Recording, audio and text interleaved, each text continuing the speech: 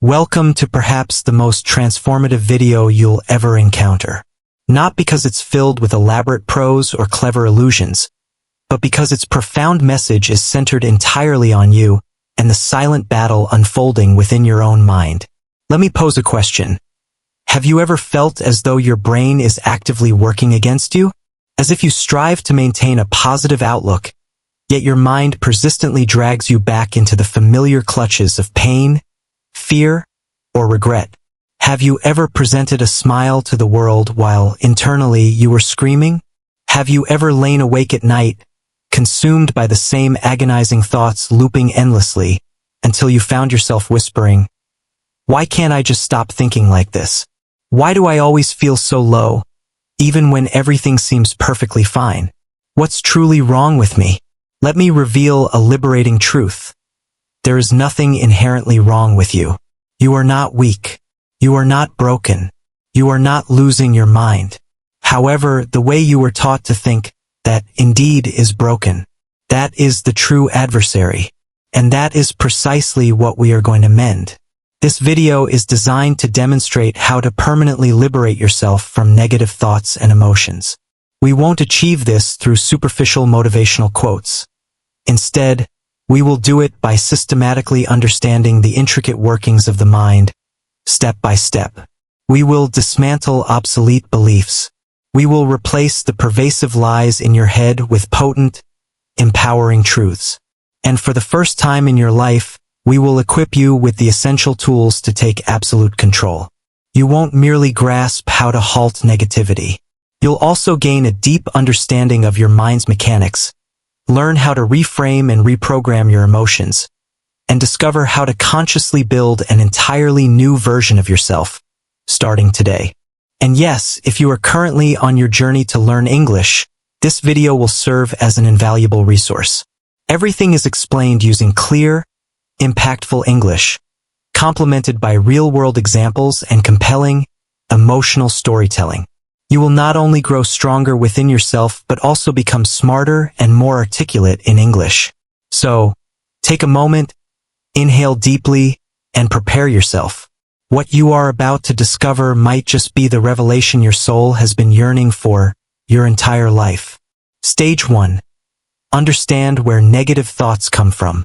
Many people instinctively try to suppress or fight their negative thoughts. They tell themselves things like, "I just need to stop thinking so much. I should be stronger. I should simply be happy." Yet, in doing so, they are engaging in the wrong battle entirely. You see, negative thoughts are not random occurrences. They do not originate from external circumstances. They arise from within you, from a powerful, hidden domain known as the subconscious mind. And here lies a truly astonishing truth. A staggering 95% of your thoughts, feelings, and behaviors are dictated by your subconscious mind. This implies that you are only genuinely conscious and in deliberate control for a mere 5% of your waking day.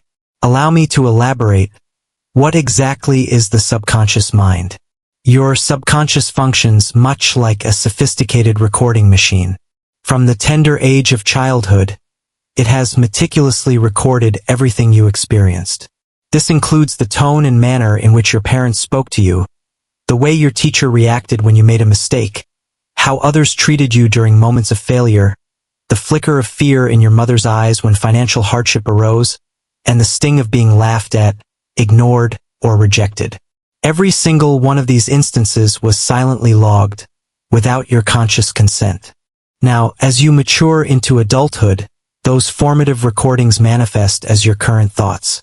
So, when you find yourself uttering phrases like, "I'm not good enough. I always mess things up. I'll never be successful. Nobody truly loves me," that isn't genuinely you speaking from your authentic self. That is your subconscious mind replaying ingrained old memories and narratives. For example, let me share the story of Daniel. He's 26, intelligent, kind, and possesses a wonderful sense of humor. However, every time he embarks on something new, be it a job, a relationship, or a creative project, he invariably quits. Why? Because whenever even a minor setback occurs, a persistent voice in his head immediately interjects. You're just a failure. Why even bother trying? You'll only embarrass yourself again. You're simply not made for this. And tragically, Daniel believes that voice implicitly. But here's what Daniel himself doesn't recall. When he was 9 years old, he stood before his class to present a school project. He was visibly nervous, his voice trembling, and when he accidentally mispronounced a word, the entire class erupted in laughter. Even his teacher offered a slight, dismissive smile. Daniel went home in tears that day, but he told no one. That singular moment became a permanent, deep-seated scar within his subconscious mind. That scar gradually transformed into a critical voice, and that voice solidified into a powerful belief. A belief that has, ever since, held dominion over his life. That, in essence, is what negative thoughts truly are, old pain artfully disguised as undeniable truth. So what can you do? You don't engage negative thoughts as if they are formidable enemies to be vanquished. Instead, you observe them, much like a meticulous detective investigating a case. The next time you catch yourself thinking, "I'm not good enough," pause and inquisitively ask, where did this thought truly come from? Who or what made me believe this in the first place? What specific memory or experience is this thought connected to? Because once you unearth and understand the true source, the thought begins to dramatically lose its pervasive power over you. Your first mission, to be completed tonight, dedicate 10 quiet minutes. Sit down and at the top of a blank page, write this question: what are the 3 negative thoughts I think the most? For each one, then ask yourself, where did this thought originate? Who taught me this belief? You will likely be astonished by what you uncover. You'll realize that the majority of your deeply ingrained negative thinking didn't emanate from your authentic self at all. It came from someone else, some external influence. And it has been residing within you, rent-free, for far too long. But not anymore. Because the very instant you genuinely perceive the lie, you stop being imprisoned by it. You cannot truly fix your mind unless you first understand its intricate workings. You cannot silence your tumultuous thoughts unless you meticulously trace them back to their fundamental roots. And once you grasp that 95% of your mental landscape is merely deeply embedded programming, you finally comprehend that you are not your thoughts. You are, in fact, the empowered architect who can rewrite them entirely. Stage 2. The invisible loops that trap you. You've undoubtedly heard people declare, "I'm really trying to be positive. I'm journaling consistently. I'm reciting affirmations every day." Yet, despite their earnest efforts, they still feel profoundly low. They feel perpetually stuck in the same emotional quagmire, no matter how diligently they try to break free. The same draining emotions, the familiar ache of pain, the persistent grip of anxiety, and they often lament, "Why do I feel like I'm constantly going in circles?" The simple yet profound answer is because they are. Welcome to the loop. The insidious, invisible mental trap that has been quietly dictating the course of your life from behind the scenes. What precisely is a mental loop? A mental loop is a self-sustaining pattern of thinking that feeds and reinforces itself. It's much like a catchy song endlessly stuck in your head. No matter what you attempt to do, it relentlessly resurfaces. You try to ignore it, and it only seems to grow louder. You try to actively fight it, and it fights back with even greater intensity. Let's meticulously break down the components of such a loop. Trigger something seemingly insignificant occurs. Perhaps you feel ignored, you make a minor mistake, or you witness someone else experiencing greater success. This event immediately activates a familiar, deeply ingrained emotion. Insecurity, fear, or guilt. Your mind instinctively retrieves an old, deeply held belief. I'm not good enough. They don't genuinely care about me. I always seem to mess things up. Emotion. You are once again flooded with a wave of pain. You feel shame. You feel anger. You feel fear. Asterisk reaction asterisk you inevitably engage in a negative behavior. You isolate yourself. You overthink every detail. You scroll endlessly through social media. You consume unhealthy junk food. You cry quietly, hidden from view. Asterisk guilt and shame asterisk you then feel even worse about your reaction. Why did I react like that again? Why can't I ever control myself? And now you feel even weaker, reinforcing your perceived inadequacy.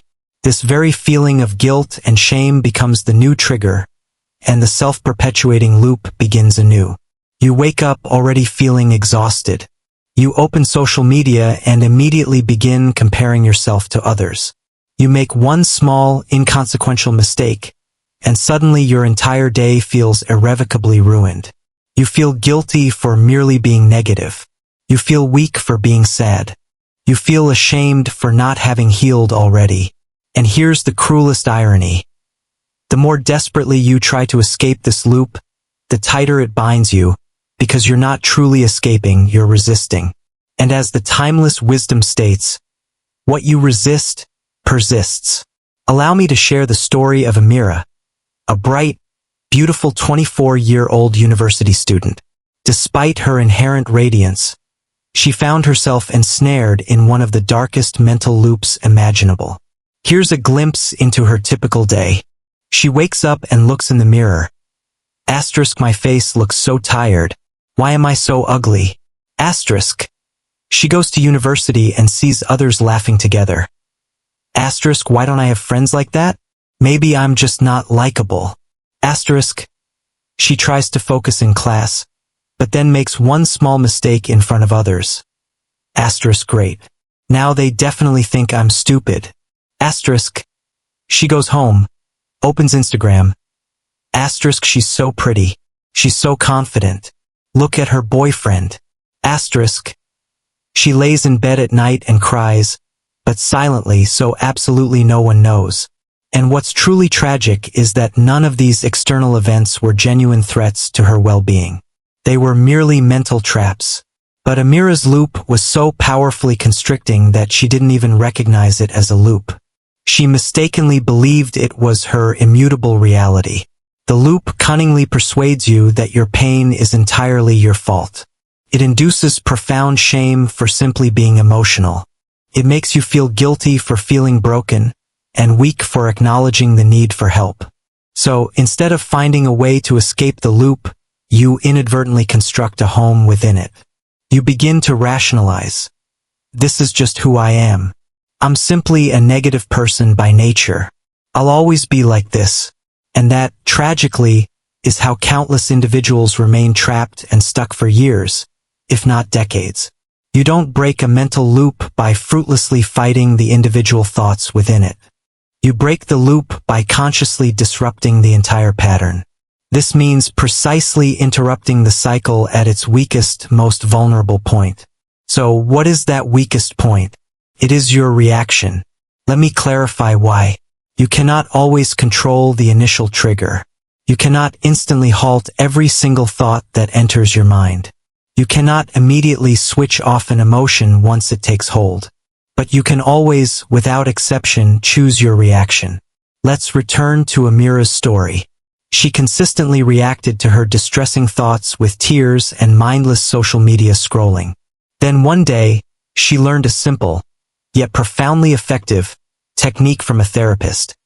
When a negative thought arises, do not respond to it.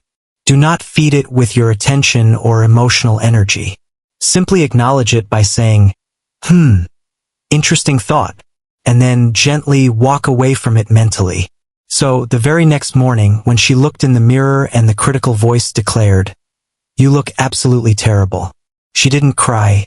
She didn't argue with it. She didn't say anything to negate it. Instead, she offered a small smile, a rather fake one at first, and whispered to herself, interesting thought.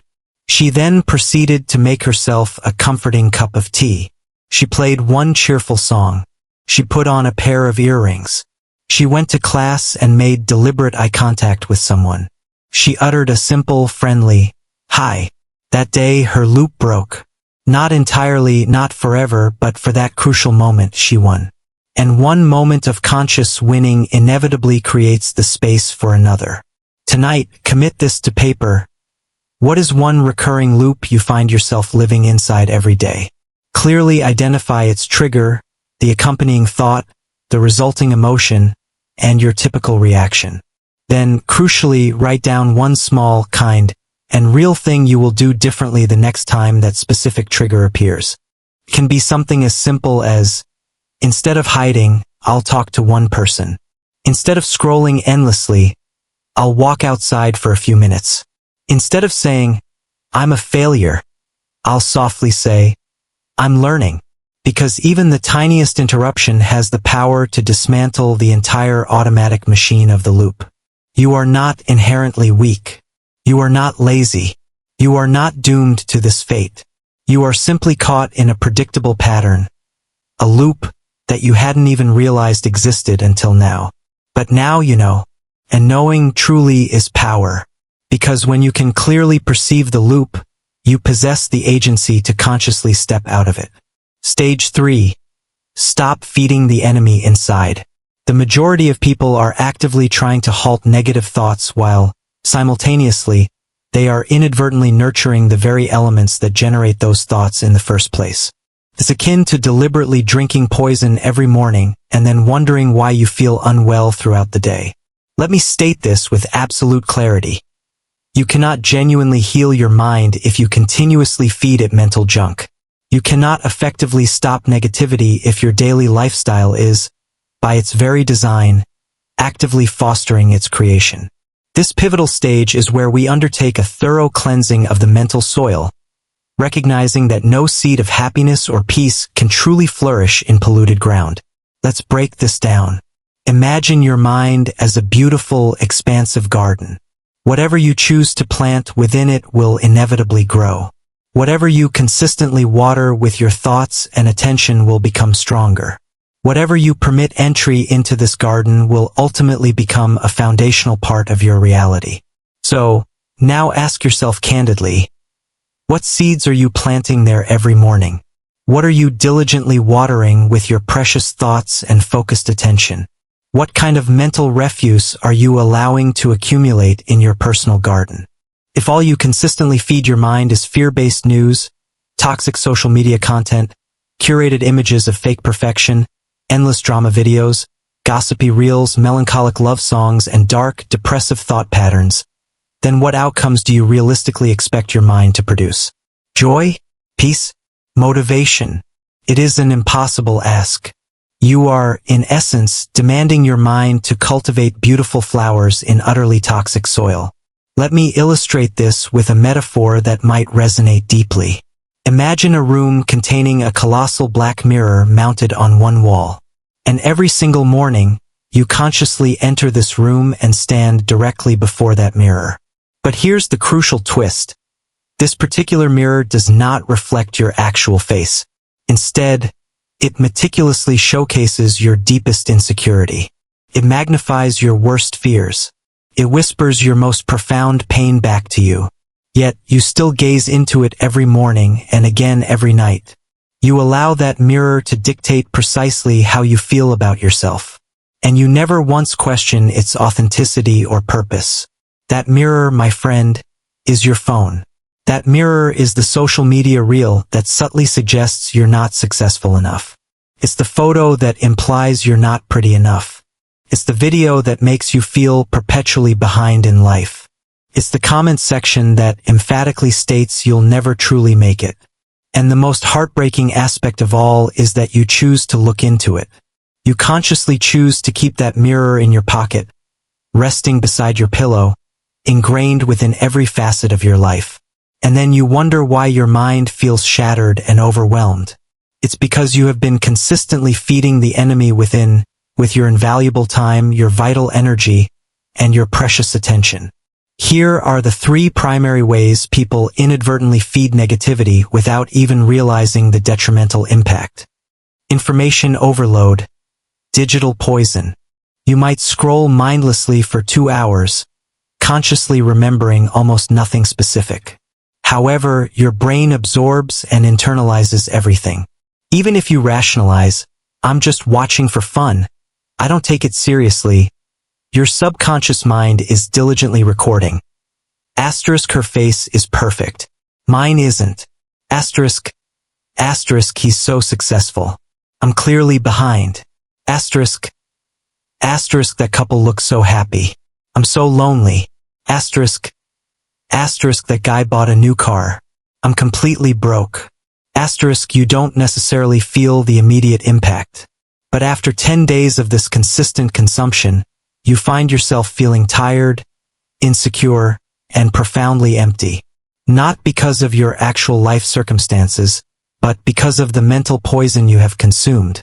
Toxic repetition. Songs, reels, drama. Music is an incredibly powerful force, but what messages are you repeatedly embedding into your head? Asterisk you broke my heart. Asterisk. Asterisk I'm not good enough. Asterisk. Asterisk nobody loves me. Asterisk. Asterisk I want to disappear. Asterisk you might hear these lyrics and dismissively say, it's just a song. But your brain doesn't comprehend the word, just. It only understands what you feed it repeatedly. Repetition is a fundamental form of programming, and unfortunately, many people are unconsciously programming themselves to be depressed, operating on a perpetual autoplay loop. Mental diet, what you talk about daily. Your daily conversations are incredibly potent in shaping your emotions and perspectives. If every single day you consistently talk about what you hate, who has betrayed you, why life is inherently unfair, or how everything is inevitably going wrong, then what precisely are you feeding your brain? Negativity in this scenario becomes your default language, your ingrained mode of expression. Allow me to share a different kind of story to illustrate this point. There once was a pristine glass of clear, pure water sitting peacefully on a table. It was calm. It was clean. It was perfectly balanced. One day, someone approached and dropped a single speck of black ink into it. The water changed ever so slightly, but still appeared largely okay. The next day, another drop. Then another and another. Slowly, incrementally, the water grew darker and darker. Not because the water itself was inherently evil or flawed, but because it was being systematically fed poison, one insidious drop at a time. This powerful metaphor represents your mind.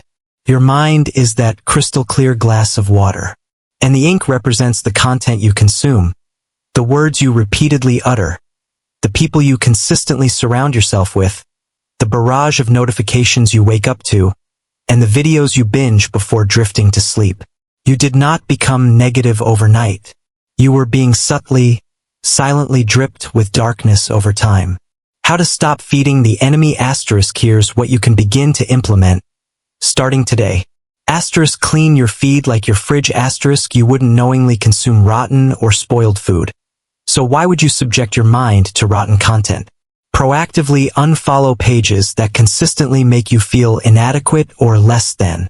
Mute individuals who exclusively post artificial perfection. Delete apps if necessary. Your mental peace is infinitely more valuable than staying constantly updated. Asterisk replace. Don't just resist. Asterisk don't merely stop watching detrimental content. Actively replace it with something that genuinely builds you up and enriches your spirit. Seek out real growth stories and inspirational narratives. Listen to calming or healing audio. Read even just one page of a personal development book. Listen to voices that speak truth and wisdom, not just superficial noise and endless chatter. Asterisk morning and night detox. Asterisk the first 30 minutes after waking and the last 30 minutes before sleep are scientifically recognized as periods when your mind is most impressionable and programmable. Utilize this precious time wisely. Do not scroll through social media. Do not open reels or engaging in comparing yourself to others. Do not begin or end your day with comparison or chaotic input. Instead, practice deep breathing exercises. Write down 3 specific things you are genuinely thankful for. Speak one powerful, affirming sentence to yourself, such as, "Today, I consciously protect my mind." Your mission for today. Write down this question. What 3 things am I currently feeding my mind that are actively hurting me? Be brutally honest with your assessment. Then, ask yourself, what will I choose to feed my mind instead? Starting right now. Remember, small, consistent changes can lead to monumental transformations. Your mind is not fundamentally broken. It has simply been poorly nourished. You are not the inherent darkness. You are the profound light that has, for far too long, been buried beneath years of relentless mental noise. So, make the conscious decision to stop feeding the enemy within and start diligently nourishing your inner peace, your innate strength, and your authentic inner voice. Because your thoughts are potent seeds, and what you choose to plant today will inevitably blossom tomorrow. Stage 4. Clean your mental room daily. Let me ask you something quite simple. You brush your teeth every morning, correct? You take a shower, change into fresh clothes, perhaps tidy up your living space, or wash the dishes. You do these things because if you don't, your body develops an odor, your home becomes soiled, and you inevitably feel uncomfortable and agitated. But when was the last time you consciously and thoroughly cleaned your mind? I'm not referring to your Instagram feed, your bookshelf, or your never-ending to-do list. I'm talking about the actual internal space of your head, the very mental environment where you truly live. Because here's a fundamental truth. You don't merely live in your physical house. You reside within your mind, ceaselessly 24 hours a day. And if you neglect to clean that vital inner space on a daily basis, you will inevitably find yourself living in a home that feels heavy, riddled with anxiety, noisy, painful, and profoundly confusing. Even if your external life appears perfectly organized and fine, internally you will feel suffocated and overwhelmed. So, starting today, we clean. Not just once, not only when we feel clinically depressed, not merely when we reach a breaking point, but every single day. It's like a daily brushing of your soul. Allow me to delve deeper and challenge a common misconception. Negative thoughts do not solely arise from significant trauma. They often emerge from a gradual accumulation. Just as dust invariably settles on your furniture, even if you keep your windows closed, mental dust consistently collects in your mind simply from the process of daily life itself. This mental dust can comprise a stressful conversation you had, a difficult decision you're actively avoiding, an impending deadline you're afraid of missing, a future event you're overthinking to an unhealthy degree, a genuine compliment you found yourself disbelieving, an offhand comment that felt wrong but you silently ignored, a subtle fear that quietly crept into your heart, or even a harsh judgment you made about yourself just this morning. You didn't necessarily choose these inputs, but they landed in your mental space nonetheless. And if you don't proactively clean them out, they will relentlessly pile up. Here's a detailed account of what typically occurs when people consistently fail to clean their mental space. Asterisk stress accumulates in subtle layers, but you continually ignore it. Asterisk you find yourself feeling more irritated than usual. Even minor things trigger anger. Asterisk you become intensely emotionally sensitive. One poorly chosen sentence can cause you to break down. Asterisk you feel inexplicably tired without any apparent physical reason, because your mind is perpetually overloaded. Asterisk you gradually stop enjoying things that once brought you joy, because there is simply no mental space left for joy to reside. Asterisk you begin to avoid life itself, because everything feels like an overwhelming burden. Asterisk and slowly, insidiously, without fully realizing it, you stop being your authentic self. You stop laughing loudly and freely. You stop dancing with uninhibited joy. You stop speaking your truth confidently. You stop trusting your own intuitive ideas. You stop dreaming of possibilities. This isn't because you are weak. It's not because you are lazy. It is simply because your mental room is completely saturated with unprocessed emotion and unresolved clutter. Imagine, for a moment, a small, confined room overflowing with 100 open cardboard boxes. Each box contains a distinct piece of your mind's contents. One holds a painful memory. Another contains your numerous unfinished goals. One is filled with your financial anxieties. Another houses a difficult conversation you are desperately avoiding. One contains your deep-seated fear of rejection. Another holds a worrying thought you had at 3 a.m. Yet another stores your lingering guilt. And one, finally, holds your secret self-doubt. Now, imagine attempting to sit down and relax peacefully in that room. You simply cannot. There is no space to breathe, no room for serenity. This vivid image precisely illustrates what your mind becomes when you never consciously pause to clean it. Here are 6 powerful, refreshing, and non-repetitive daily practices designed to help you meticulously clean your mental room.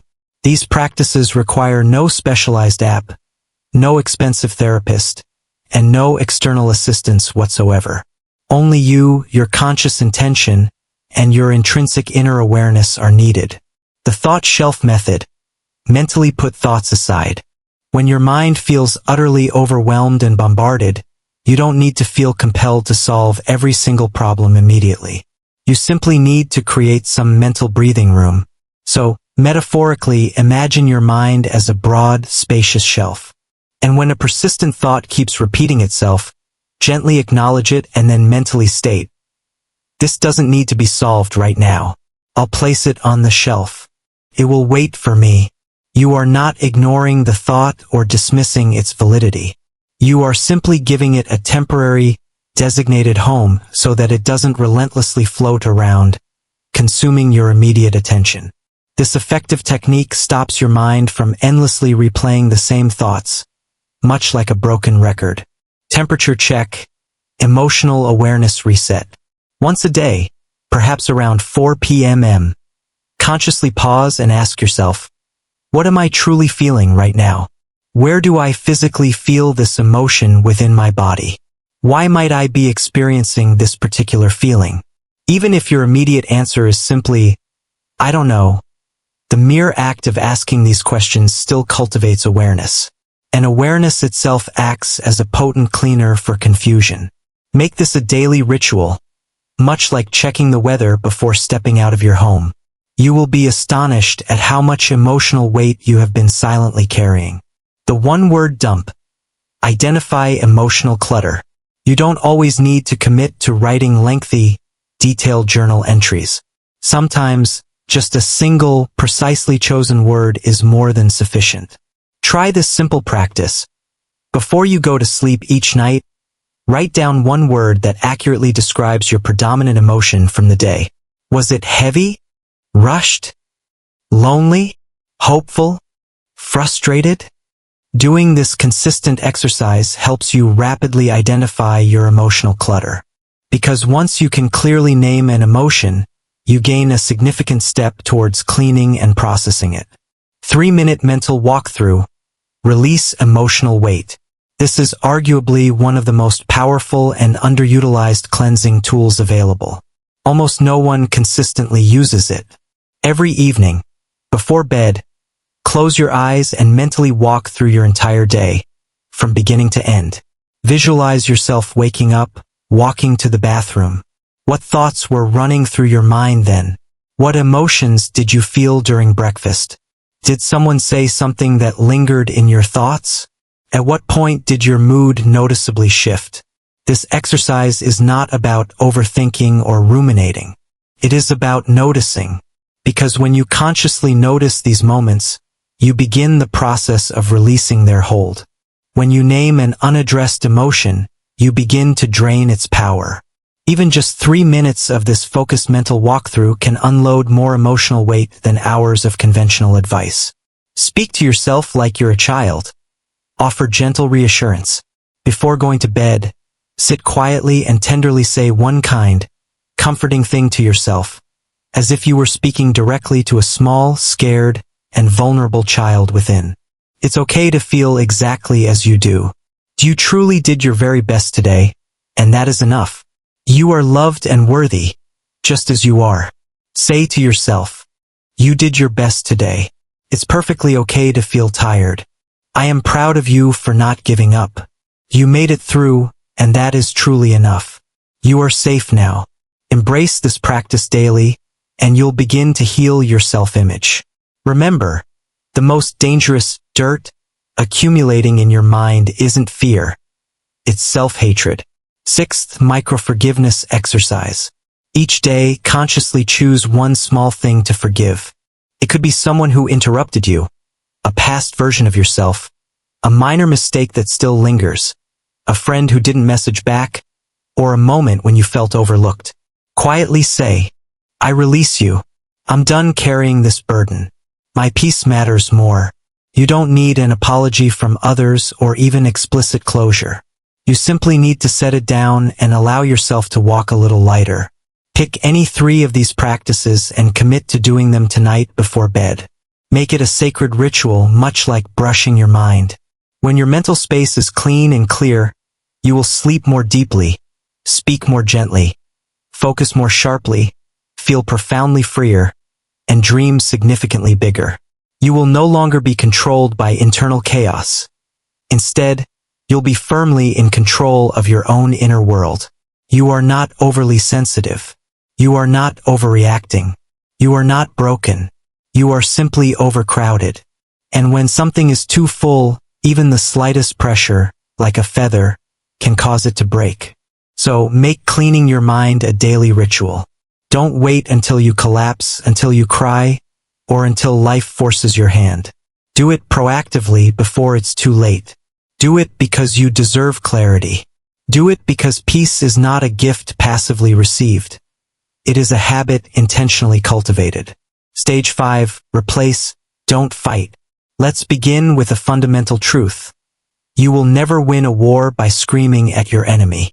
Similarly, you will never achieve inner peace by screaming at your own thoughts. Yet, this is precisely what most people attempt. They declare, I just want to stop thinking negatively. How do I shut off these thoughts? I'm tired of this incessant voice in my head. So, what's their immediate response? They fight. They try to forcefully block the thought, saying to themselves, stop thinking this. Why am I like this? I shouldn't feel this way. But the more they fight, the more robust and entrenched the thought becomes. Why? Because you cannot conquer a thought through brute force. You can only win by strategically replacing it. Let me explain this in the deepest way possible, revealing why fighting negative thoughts is ultimately futile. The very moment you consciously say, I don't want to think about this thought, your brain paradoxically focuses more intensely on that thought. This is because the brain doesn't truly process the don't. It only registers the subject. If I instruct you, don't think about a pink elephant, you will instantly conjure that image in your mind. If you tell yourself, don't feel anxious, your mind immediately begins scanning for every conceivable reason why you are anxious. So, when you attempt to combat a thought with more thought, you're not gaining control, you're simply creating a mental storm. Every single time you argue with a negative thought, you are inadvertently feeding it energy. You are, in essence, telling it, this thought matters. It deserves my full attention. It possesses power, and consequently it grows. What, then, is the genuine solution? Don't fight the thought. Replace it. Redirect it. Rewire your neural pathways. Think of it like changing the station on a radio, turning to a fresh page in a book, or choosing an entirely different road on your journey. Let's explore exactly how to do this. Imagine there's a radio in your room, incessantly playing a horrible, depressing song with lyrics like, you're a failure. You'll never be loved. You're too late. You're not enough. The volume is deafening, hurting your ears and profoundly affecting your mood. What do? Do you scream at the radio? Do you desperately beg it to stop? Do you cry in front of it? Of course not. That would be utterly pointless. You simply change the station, lower the volume, turn it off entirely, or perhaps play your own music louder. This is precisely how replacement works in your mind. You don't beg your brain to cease its activity. You give it a clear, new direction. Thoughts are akin to habits, and the most effective way to break a habit is to replace it with a new one. Here's the profound secret. You cannot erase a thought. You can only overwrite it. Your brain operates much like a chalkboard. If you write something painful upon it, the only way to remove it is by writing over it with something better, something more constructive. Consider these negative thoughts and their powerful replacements. Negative thought asterisk I always mess things up. Replacing thought asterisk I learn faster because I've encountered failures before. Negative thought asterisk no one truly cares about me. Replacing thought asterisk someone loves me, even if I sometimes forget it. Negative thought asterisk I'll never be successful. Replacing thought asterisk I haven't reached my goals yet, but I am committed to getting there. Negative thought asterisk I'm too sensitive. Replacing thought asterisk I feel deeply, and that is a profound strength. Negative thought asterisk what if I fail? Replacing thought asterisk what if I actually succeed? You are not lying to yourself with these replacements. Instead, you are intentionally redirecting the spotlight of your attention. And when you repeat these replacements often enough, they gradually become the new default voice in your head. Envision a large, pristine white wall, perfectly painted. Right in its center, however, there's a small black hole. Most people would walk past the wall and scarcely notice it. But one person stops and stares. They can't tear their eyes away from the hole. They ignore the exquisite beauty of the expansive wall, consumed by questions. Why is there a hole? Will it get bigger? Did I somehow cause it? I absolutely hate this hole. Soon, that small black hole becomes their entire world. But the hole itself never changed. Their focus did. This perfectly illustrates how negative thoughts operate. They are often tiny holes in a vast wall of beauty and potential.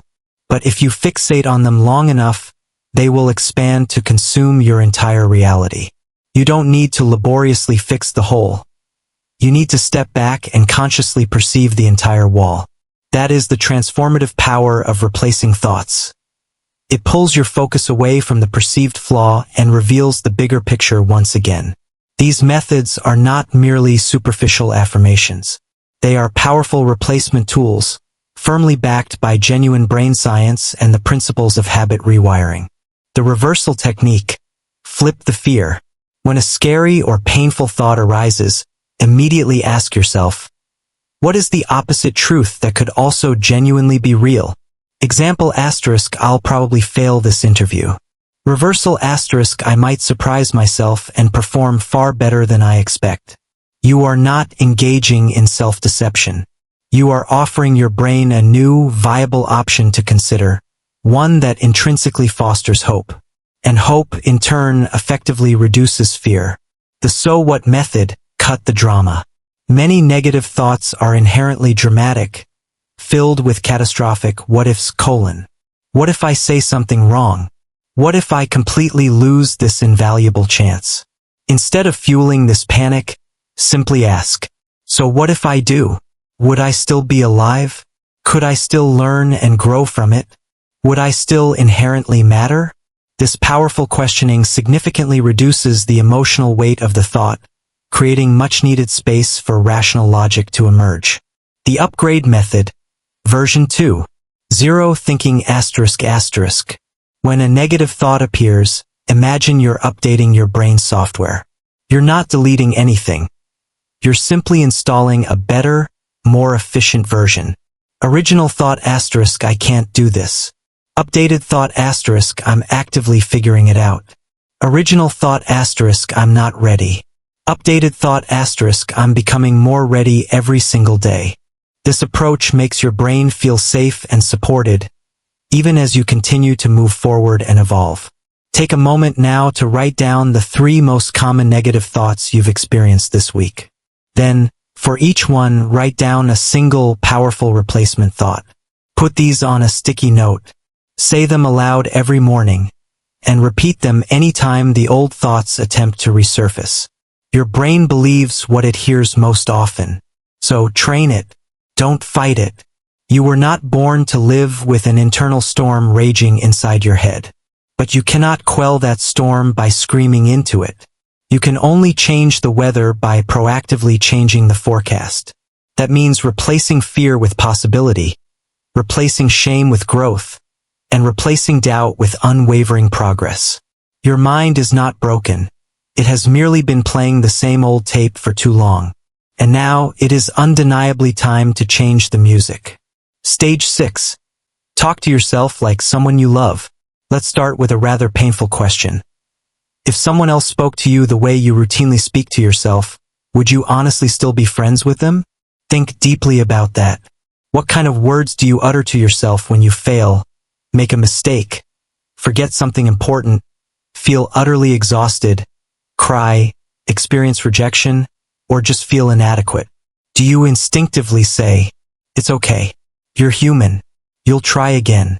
No, more often than not, you say things like, "You're so stupid. Why do you always mess things up? Nobody cares about you. You're such a burden. I hate myself sometimes. I'll never get it right." And the profound tragedy here is that if someone else uttered those words to you even once, you'd likely walk away from them permanently. Yet, you say them to yourself every single day, and you cannot walk away from your own mind. So what happens? You live within a mental house where you are constantly verbally abused by your own internal voice. Most people possess an inner critic, but for some, it escalates into a relentless inner bully. This voice does not guide. It viciously attacks. It tells you, you're always behind. You're not as good as they are. You're weak. You're ugly. You're lazy. You deserve to be alone. Now imagine this scenario. A 7-year-old child approaches you, teary-eyed. They say, "I made a mistake today. I feel really bad about myself. I think I'm just not good enough." Would you ever scream at them? Would you say, "You're an idiot. You'll never amount to anything. Nobody likes you"? Of course not. You would instinctively hug them. You would look deeply into their eyes and say, "It's okay. We all make mistakes. You are still so worthy and loved. Let's try again tomorrow." So why don't you talk to yourself that way? Because somewhere along the way, you learn to treat yourself with cruelty instead of compassion. And that fundamental pattern must change starting today. Imagine your mind as a vibrant garden, and your self-talk as the dedicated gardener. Every single word you say to yourself is either planting a beautiful flower, pouring life-giving water, or mercilessly cutting the roots.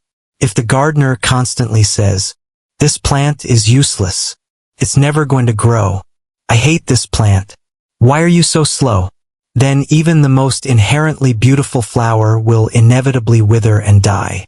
But if the gardener speaks with encouragement, "You're growing slowly, but you are growing. It's okay if today was a tough one. You don't have to bloom perfectly every single day. I believe in you," then even the weakest plant will find the courage to stand tall and flourish again. Your self-talk is the water, the sunlight, and the very air of your inner world. And how you choose to speak to yourself ultimately decides whether you wither in self-doubt or bravely rise in self-love. Let's be unequivocally clear. Negative self-talk is not harmless.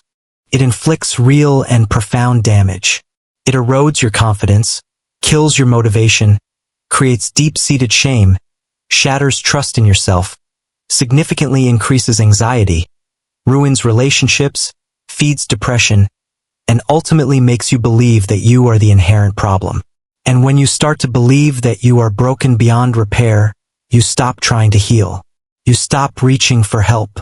You stop believing in a better future, not because a better future doesn't exist, but because your inner voice has relentlessly convinced you that you don't deserve it. What if, every time you made a mistake, instead of saying, "I'm so stupid," you said, "I made a mistake, and I am actively learning from it"? What if, when you were tired, instead of saying, "I'm lazy," you said, "I've accomplished so much. I need genuine rest, not guilt"? What if, when you felt jealous, instead of saying, "I'm such a bad person for feeling this," you said, "I'm human. I feel things and that's okay"? This is not about lying to yourself. It is about speaking to yourself with the same profound kindness and understanding you so readily extend to everyone else. How to start talking to yourself with love. 5 life-changing practices. Give your inner voice a name asterisk seriously. Give it a name. Why? Because when you say, I think I'm a failure, you're granting your inner critic 100% credibility and aligning your identity with it. But if you name it Negative Nancy or Doubtful Dan, you create a vital separation between your true identity and the voice. You can then say, oh, that's just Nancy again. She always shows up when I try something new. It might sound a little silly, but this practice gives you immense power and perspective. You stop being the voice. You become the listener. And the listener always has a choice. The best friend technique asterisk when you feel utterly down, ask yourself, if my best friend were feeling this exact way, what words of comfort and wisdom would I offer them? Then, say those very words to yourself out loud. You'll be genuinely shocked by how loving and compassionate your voice becomes when it's not directly aimed at your own perceived flaws. The mirror moment asterisk stand in front of a mirror for 2 minutes every morning. Look deeply into your own eyes, not to judge your skin or hair, but to say 3 profound things. I'm trying. I'm still here. I forgive you. Do this every day, not primarily for motivation, but for deep, fundamental healing. Your own reflection has been patiently waiting years to hear those specific words from you. Rewrite the sentence asterisk. Take any cruel, self-deprecating sentence you frequently say to yourself and consciously rewrite it with love and compassion. Cruel thought asterisk. You're a burden. Loving rewrite asterisk. Your feelings matter too. Cruel thought asterisk. You're so dramatic. Loving rewrite asterisk. You're allowed to feel deeply. Cruel thought asterisk. You're always messing up. Loving rewrite asterisk. You're learning, just like everyone else. Cruel thought asterisk. Nobody wants you. Loving rewrite asterisk. You're still learning how to both love and be loved. Cruel thought asterisk. You're weak. Loving rewrite asterisk. You're carrying so much, and you're still going strong. Print these rewrites, post them where you'll see them, and say them aloud. Your inner child is still listening intently. Forgive yourself. Daily. Yes, daily. Not just once a year. Not only when you make a major mistake. Every single day before you go to sleep, acknowledge. Whatever I did wrong today, I forgive myself for it.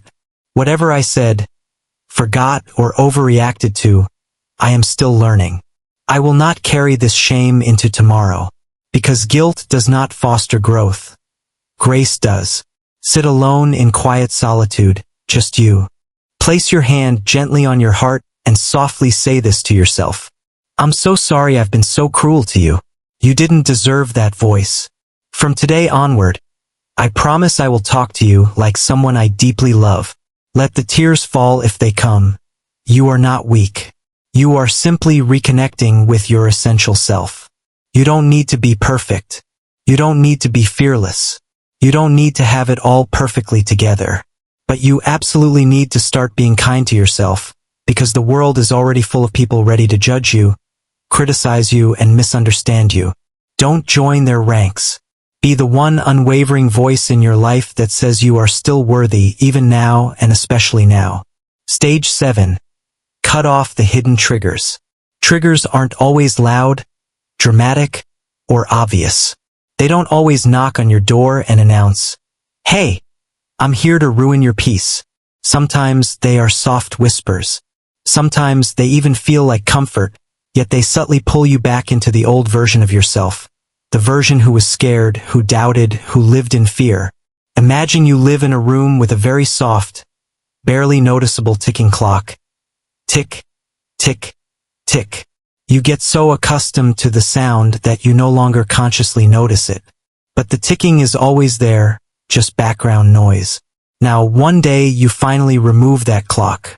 You sit in the profound silence, and for the very first time, you realize, oh my God, I've been living with that persistent noise for years. This is precisely what emotional triggers are like. You might not consciously notice them anymore, but they are there, subtly ticking in the background of your life. This could be a certain person's presence, a toxic group chat, a particular smell, a routine, a specific ringtone, a hairstyle, a deeply ingrained habit, a place, a social obligation, a monthly reminder, or even the familiar setup of your bedroom. You wonder why you constantly feel anxious, but you're still sleeping next to a memory of the worst version of you. You're still keeping open the very door that trauma once used to walk through your life. This is where people often make their biggest mistake. They think, I shouldn't have to cut people off. That feels harsh. I should be stronger than this. It's not fair to avoid everything that makes me uncomfortable. But listen closely. Healing is not about proving how strong you are. Healing is about fiercely protecting your energy so you don't continue to bleed internally. If a physical wound is fresh, you don't go running through a dusty field. You bandage it carefully. You give it time to mend. You scrupulously avoid anything that could infect it. What you might need to cut off. Asterisk the nice but draining friend. Asterisk they don't insult you. They don't overtly attack you. But every time you talk, you leave feeling inexplicably smaller. They subtly compete, dismiss your emotions, or constantly bring up your past mistakes. Let them go. Asterisk the unspoken expectations. Asterisk the insidious image in your head that constantly whispers, I should be doing better by now. I should be more successful. I should be married. I should be happier. That voice isn't true motivation. It's a disguised mental whip. Cut it off. Not your dreams, but your rigid, self-imposed timeline. Asterisk your emotional home. Asterisk some people live in anger. Not because they enjoy it, but because it feels familiar. Others reside in sadness, or fear, or guilt. It's what they've known. It's the default emotional space they return to every time something goes wrong. You need to build a new emotional home. Start by asking, what emotion do I automatically default to when I'm overwhelmed? Then ask, who taught me that this emotion was normal? You'll often discover that it wasn't even your original emotion. It was passed down, given to you. You were simply renting it for so long that you forgot you could move out. Write a list titled, Things That Silently Pull Me Back into Darkness. Then, create 3 columns. What is it? Identify the trigger. 2. Why does it affect me? Understand its impact. 3. What will I do to protect myself from it? Formulate a plan. Don't feel guilty about this process. This isn't rejection. It's radical self-respect. You cannot evolve into the next, better version of yourself if you keep entertaining the people, patterns, and places that caused you to question your worth in the first place. You're not weak for needing space. You're profoundly wise for choosing peace over pride. You don't owe the past another visit. You owe your future a stronger, healthier foundation. If a plant isn't growing, you don't blame the seed. You change its environment. You protect what's finally blooming within you. And now that you've diligently done the work of removing the darkness, it's time to embark on the most powerful thing of all. Turn your pain into power. Stage 8. Turn pain into power. Let's conclude this transformative series with its most emotional and unforgettable stage. Because if you are reading this, you have undoubtedly been through something significant. You have cried quietly. You have questioned your inherent value. You have battled internal storms that no one else ever saw. You have tried to be strong for everyone around you, even when you were breaking apart inside. But now, the time has come to take everything you have survived and powerfully use it. You've been told countless times, let it go, move on, forget about it, don't dwell on the past.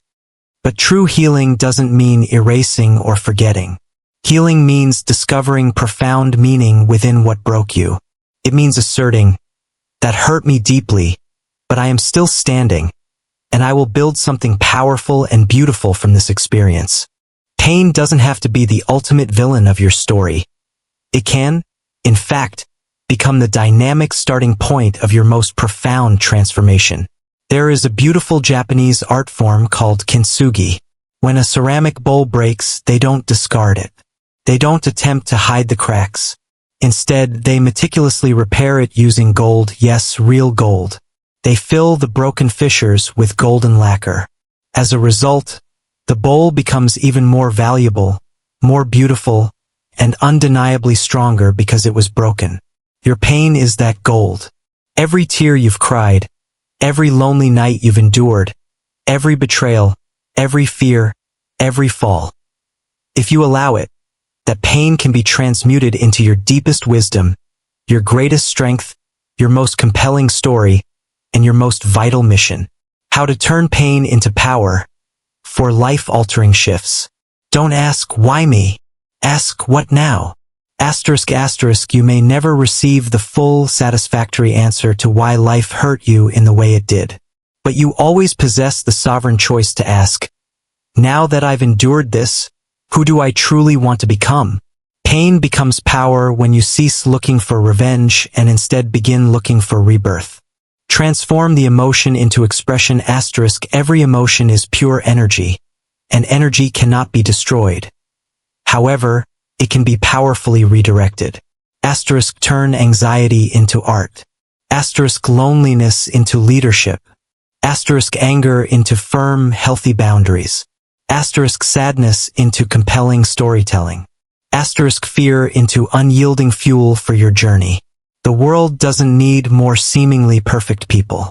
The world desperately needs people who are brave enough to say, here is my scar, and here is what I magnificently did with it.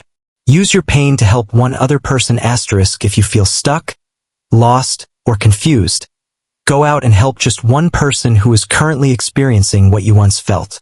You don't need an advanced degree, you don't need a massive platform, and you don't need to have all the solutions.